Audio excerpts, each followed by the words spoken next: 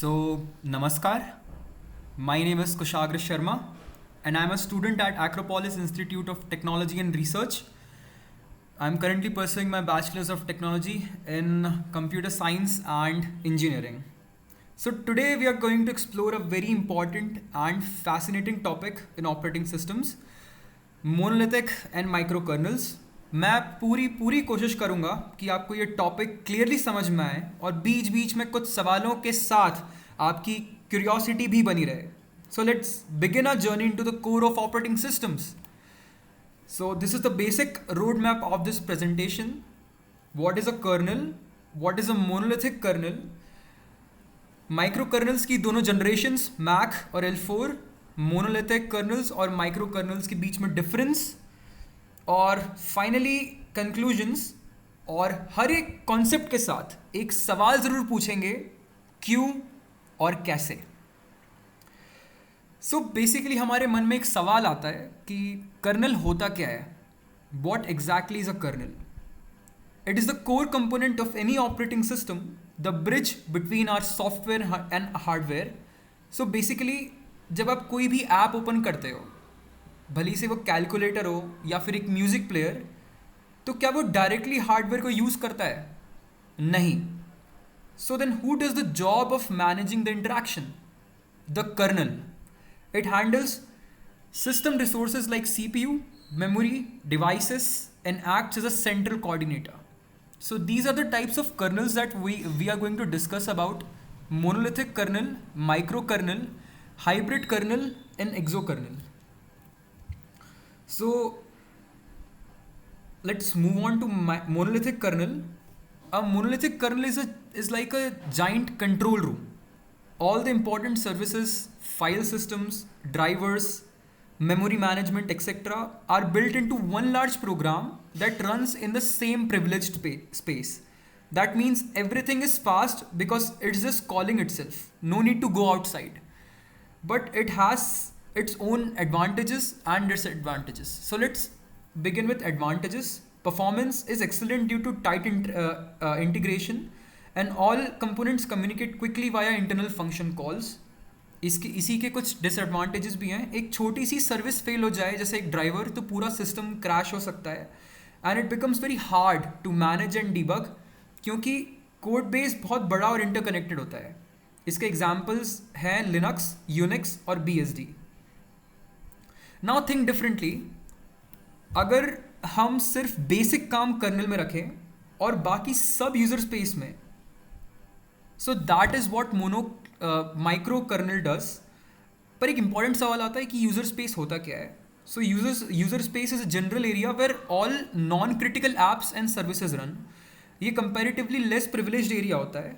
सो micro kernel only keeps minimal features जैसे IPC, inter process communication, thread scheduling, basic memory control. बाकी features जैसे device drivers, file systems, ये सब user space में होता है. इसके बेनिफिट्स होते हैं कि ये ज़्यादा सिक्योर और मॉड्यूलर इसका डिज़ाइन होता है. तो अगर एक पार्ट पूरे सिस्टम का फेल भी हो जाए, एक छोटा सा पार्ट जैसे ड्राइवर, तो पूरा OS कंटिन्यू कर सकता है रन करना स्मूथली. मेंटेनेंस और अपग्रेड्स ईजियर होते हैं. कॉन्टेक्स्ट स्विचिंग और अपग्रेड कॉल्स ज़्यादा होते हैं, सो परफॉर्मेंस थोड़ा सा डिग्रेड हो सकता है. इसका एग्जाम्पल है मैक, L4 और Minix. So let's look at the main question: monolithic kernels versus microkernels. So let's compare them via questions. Monolithic fast है, हाँ, because everything is within the kernel space, faster internal calls. Microkernel ज़्यादा reliable है, बिल्कुल, because it's modular. एक failure पूरा system affect नहीं करता है. So basically microkernels are faster because everything is directly connected, but they are harder to maintain and debug. Microkernels are more stable and modular, but performance can hit due to lots of internal process communication. It's like choosing between a multi-tool kit, which is a monolithic, versus a toolkit where every tool is separate, which is microkernel. So let's jump onto hybrid kernels. Hybrid kernels try to make the best of both. Basically, they have a microkernel like architecture but keep some services in kernel space to improve speed. So it's like microkernel in theory, but kind of monolithic kernel in practice. Some of the examples include Windows NT and BOS. They solve some problems but inherit some too. Up, let's jump to exokernels. Exokernels go even further. They say don't manage anything unless absolutely necessary. They let application manage their own resources, giving maximum flexibility. It's like giving you a house, they give you bricks, cement, and everything and say build it your own way. Great for performance and control, but super complex to work with. So basically एक micro kernel की debate I 1980s में and people started debating that should we make kernels smaller and more modular. That's where microkernels started gaining popularity, and the idea was to make system more maintainable and fault tolerant, but performance was still their highest priority. So basically उनके दो questions थे, बड़ा colonel fast है हाँ लेकिन risky भी है, और छोटा कर्नल सेफ है हाँ लेकिन स्लो हो सकता है. इस टेंशन से मार्क और एल्फोर्ड जैसे माइक्रो कर्नल्स का जन्म हुआ. तो बेसिकली हम एक क्विक रिकैप देखेंगे अभी तक हमने जितना पढ़ा है कि माइक्रो कर्नल्स जो होते हैं उनकी they have high speed, tightly they are tightly bound and they are tough to debug. Micro kernels में सिक्योर मॉड्यूलर होते हैं पर थोड़े स्लो होते हैं. हाइब्रिड कॉम्प्रोमाइज़ करता है पर माइक्रो कर्नल जैसा बिहेव करता है प्रैक्टिस में, और मॉड्यूलरिटी में मोनोलिथिक कर्नल जैसा. और एक्सो कर्नल जो होता है उसकी डेवलपर के ऊपर सारी जिम्मेदारी छोड़ देता है. पर बेसिक बात यह है कि अलग अलग ओएस के लिए अलग अलग आर्किटेक्चर बेटर होता है. So basically let's move on to first generation micro kernels. Mach जो माइक्रो कर्नल है वो डेवलप हुआ था कार्नेगी मेलन यूनिवर्सिटी में. इसका मेन आइडिया क्या था? इसका मेन आइडिया ये था कि मेमोरी को एक कम्युनिकेशन टूल की तरह ट्रीट करना, और उसने ये सारे एब्स्ट्रैक्शंस यूज़ किए थे कि टास्क को ग्रुप ऑफ रिसोर्सेज की तरह देखा जाएगा, thread smallest unit of execution होगी, पोर्ट जो हैं वो as a channel for communications की तरह ट्रीट होंगे, और जो मैसेज है वो जो डेटा पोर्ट के ज़रिए भेजा जा रहा है वो मैसेज होगा. Mach introduce external memory management and paging और फाइल सिस्टम को कर्नल के बाहर शिफ्ट किया, और फ्लेक्सिबिलिटी मिली पर परफॉर्मेंस कुछ केसेस में गिर गई. So as you can see flexibility मिली पर परफॉर्मेंस के बेसिस जो परफॉर्मेंस था मैक का वो बहुत ज़्यादा गिर गया. और basically Mach allowed external memory managers जिससे सिस्टम मॉड्यूलर बना. पर एक क्वेश्चन यहाँ पर आता है कि कम्युनिकेशन बेसिकली अगर एक्सटर्नल कंपोनेंट फेल हो गया तो सो बेसिकली कम्युनिकेशन भी फेल हो सकता है. बट बेनिफिट ये था कि मेमोरी की जो कैशिंग एबिलिटी थी वो इफ़िशिएंट बन गई, और कंपाइलेशन स्पीड भी काफ़ी केसेस में डबल थी.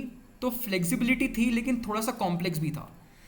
Now second generation of micro colonel's इसलिए इंट्रोड्यूस किया गया क्योंकि मैक के लिमिटेशंस के बाद जॉन लेक ने L4 डिज़ाइन किया फ्रॉम स्क्रैच. और इसमें नया क्या था? उसका आंसर है परफॉर्मेंस पे फोकस और अननेसेसरी फीचर्स हटा दिए गए. L4 was small, simple, fast. It showed that microkernels could be practical.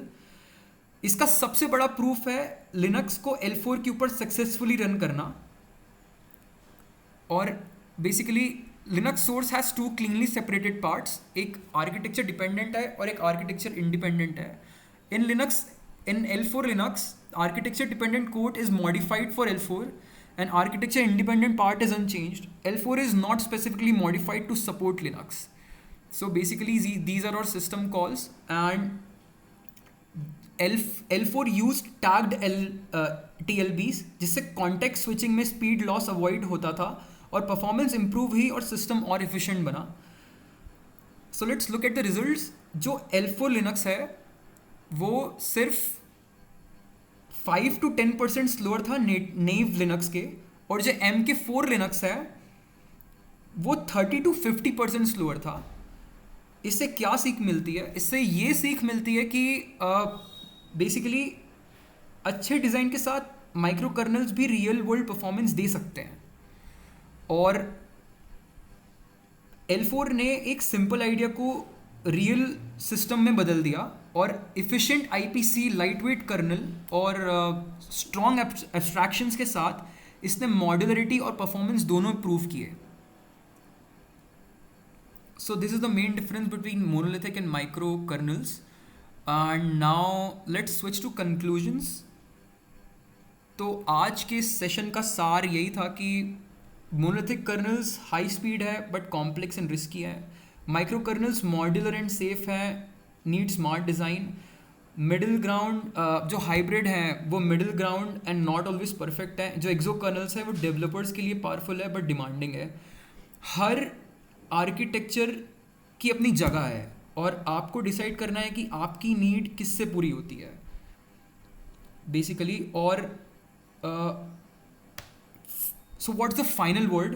Monolithic colonel's की ग्रेट परफॉर्मेंस थी बट कॉम्प्लेक्स एंड फ्रेजाइल थे, और micro colonel's modular, clean and reliable with performance improving over time. So basically the conclusion of this whole presentation is there's no one size that fits all. The right kernel depends on the system goals. And that's a wrap up. Now you know what's under the hood of OS and why it matters. Thank you so much. I hope you have a nice day ahead.